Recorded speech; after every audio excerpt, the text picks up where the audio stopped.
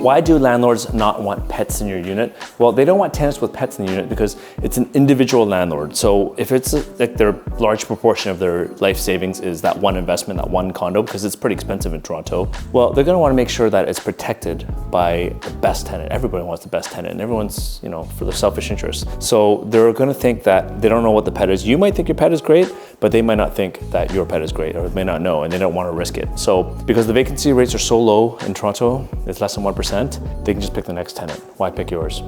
Because I've had tenants that have had pets before. I have had clients that had tenants that had pets. And one of them with a cat totally destroyed the place. It stank so bad. It took so long to get rid of that smell. But for the most part, my tenants with pets, the dogs, yeah, nothing wrong with them. Some of them had cats, nothing wrong with them. So it just really depends on the landlord, really, who will accept the pet or not. Because you might have a landlord that those problems are not a big problem to them, right? Because they might have several condos and they might have maybe higher net worth and they don't really care about the damage. Because really what can go wrong in a condo? New flooring, new kitchens, like how much of it are you gonna destroy, right? Maybe you have to repaint it.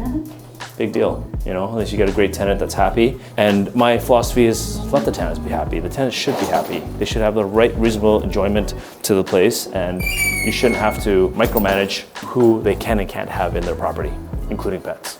Now that being said, if you have a big 200-pound St. Bernard in a small little 500 square foot condo, maybe that's not a good idea, right? But if you're a tenant looking to rent a place, it's always better to disclose whether you have a pet or not, because if you don't, you're just gonna set the relationship off on a bad note, right? So that's all.